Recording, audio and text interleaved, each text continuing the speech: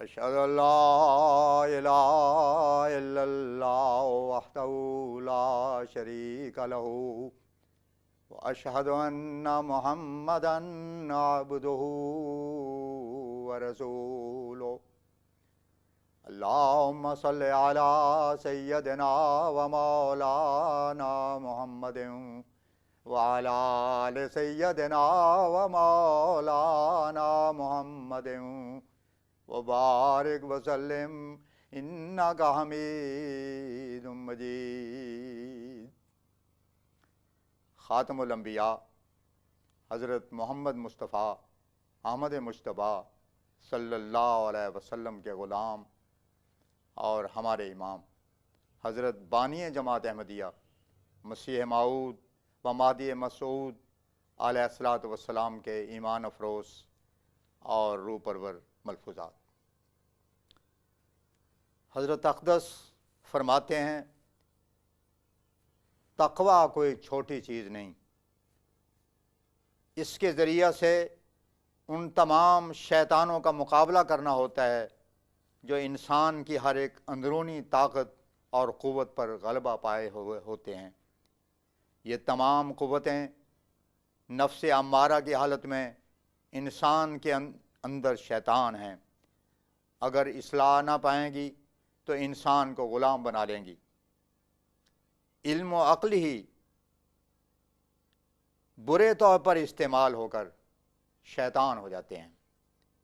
متقی کا کام ان کی اور ایسا ہی اور دیگر کل قوا کی تعدیل کرنا ہے۔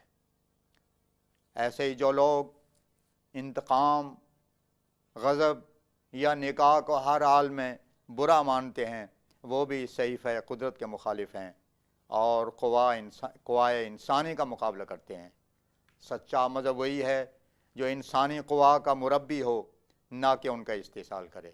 رجولیت یا غضب جو خدا تعالیٰ کی طرف سے فطرت انسانی میں رکھے گئے ہیں، ان کو چھوڑنا خدا کا مقابلہ کرنا ہے، جیسے تارک الدنیا ہونا یا راہب بن جانا۔ یہ تمام امور حق العباد کو تلف کرنے والے ہیں۔ اگر یہ امر ایسا ہی ہوتا تو گویا اس خدا پر اعتراض ہے جس نے یہ قوا ہم میں پیدا کی ہے۔ پس ایسی تعلیمات جو انجیل میں ہیں اور جن سے قوا کا استحصال لازم آتا ہے ضلالت تک پہنچاتی ہیں۔ اللہ تعالیٰ تو اس کی تعدیل کا حکم دیتا ہے، ضائع کرنا پسند نہیں کرتا۔ جیسے فرمایا ان اللہ یامر بالعدل والاحسان، عدل ایک ایسی چیز ہے جس سے سب کو فائدہ اٹھانا چاہیے۔ حضرت مسیح کا یہ تعلیم دینا کہ اگر تو بری آنکھ سے دیکھے تو آنکھ نکال ڈال، اس میں بھی قوا کا استحصال ہے، کیونکہ ایسی تعلیم نہ دی کہ تو غیر محرم عورت کو ہرگز نہ دیکھ، مگر برخلاف اس کے اجازت دی کہ دیکھ تو ضرور لیکن زنا کی آنکھ سے نہ دیکھ۔ دیکھنے سے تو ممانت ہے ہی نہیں، دیکھے گا تو ضرور۔ بات دیکھنے کے دیکھنا چاہیے کہ اس کے قوا پر کیا اثر ہوگا۔ کیوں نہ قرآن شریف کی طرح آنکھ کو ٹھوکر والی چیز ہی کے دیکھنے سے روکا گیا، اور آنکھ جیسی مفید اور قیمتی چیز کو ضائع کر دینے کا افسوس لگایا۔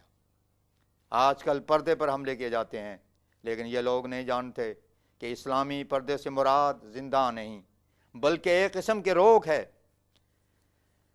کہ غیر مرد اور عورت ایک دوسرے کو نہ دیکھ سکے۔ پردہ ہوگا ٹھوکر سے بچیں گے۔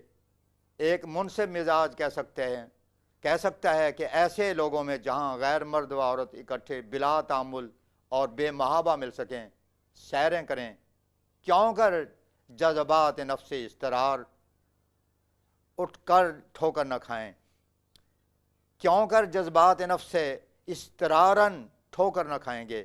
بسا اوقات سننے اور دیکھنے میں آیا ہے کہ ایسی قومیں غیر مرد اور عورت کے ایک مکان میں تنہا رہنے کو، حالانکہ دروازہ بھی بند ہو، کوئی عیب نہیں سمجھتی۔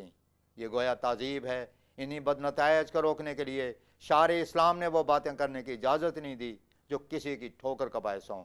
ایسے موقع پر جو یہ کہہ دیا کہ جہاں اس طرح غیر محرم مرد و عورت سے ہر دو جمع ہوں، تیسرا ان میں شیطان ہوتا ہے۔ ان ناپاک نتائج پر غور کرو جو یورپ اس خلیع الرسن تعلیم سے بھگت رہا ہے۔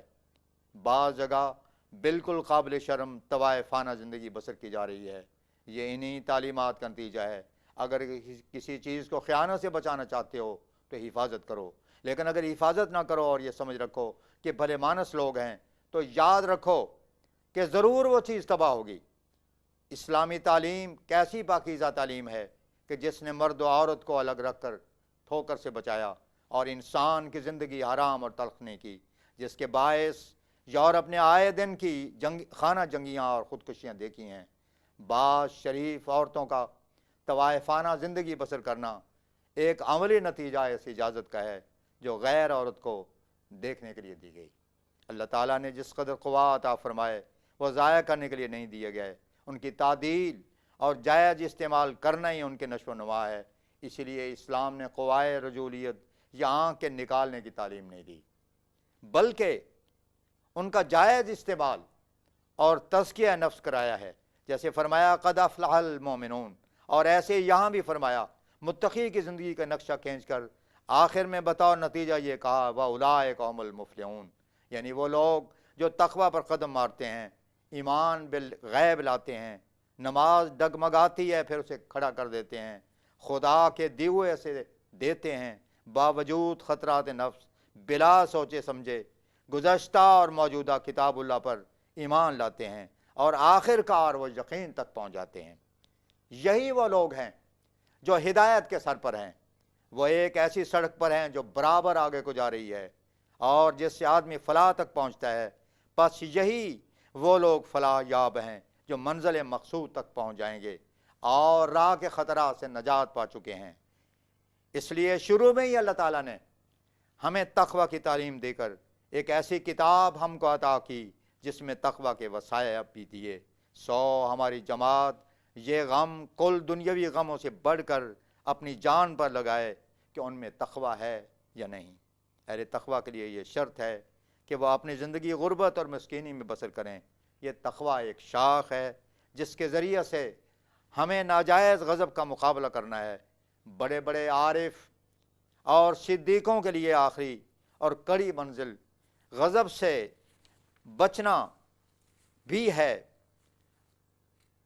عجب اور پندار غضب سے پیدا ہوتا ہے، اور ایسا ہی کبھی خود غضب عجب اور پندار کا نتیجہ ہوتا ہے، کیونکہ غضب اس وقت ہوگا جب انسان اپنے نفس کو دوسرے پر ترجیح دیتا ہے۔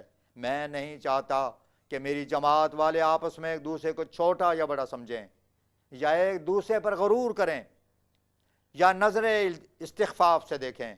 خدا جانتا ہے کہ بڑا کون ہے یا چھوٹا کون ہے۔ یہ ایک قسم کی تحقیر ہے جس کے اندر حقارت ہے۔ ڈر ہے کہ یہ حقارت بیج کی طرح بڑھے اور اس کی ہلاکت کا باعث ہو جائے۔ بعض آدمی بڑوں کو مل کر بڑے ادب سے پیش آتے ہیں، لیکن بڑا وہ ہے جو مسکین کی بات کو مسکینی سے سنے، اس کی دلجوئی کرے، اس کی بات کی عزت کرے، کوئی چڑ کی بات منہ پر نہ لاوے کہ جس سے دکھ پہنچے۔ خدا تعالیٰ فرماتا ہے وَلَا تَنَابَزُوا بِالْأَلْقَابِ بِئْسَ الِاسْمُ الْفُسُوقُ بَعْدَ الْإِيمَانِ وَمَن لَّمْ يَتُبْ فَأُولَٰئِکَ هُمُ الظَّالِمُونَ۔ تم ایک دوسرے کا چڑ کے نام نہ لو، یہ فعل فساق و فجار کا ہے۔ جو شخص کسی کو چڑھاتا ہے وہ نہ مرے گا جب تک وہ خود اس میں مبتلا نہ ہوگا۔ اپنے بھائیوں کو حقیر نہ سمجھو۔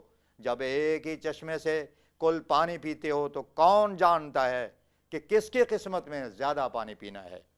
مکرم و معظم کوئی دنیاوی اصولوں سے نہیں ہو سکتا۔ خدا تعالیٰ کے نزدیک بڑا وہ ہے جو متقی ہے۔ ان اکرمکم عند اللہ اتقاکم ان اللہ علیم خبیر۔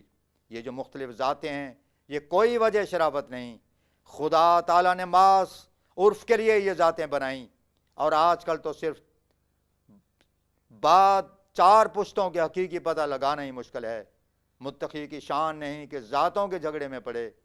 جب اللہ تعالیٰ نے فیصلہ کر دیا کہ میرے نزدیک ذات کوئی سند نہیں، حقیقی مکرمت اور عظمت کا باعث فقط تقوی ہے۔ مسیح موعود فرماتے ہیں ہر ایک نیکی کی جڑ یہ اتقا ہے، اگر یہ جڑ رہی سب کچھ رہا ہے۔ وآخر دعوانا ان الحمدللہ رب العالمین۔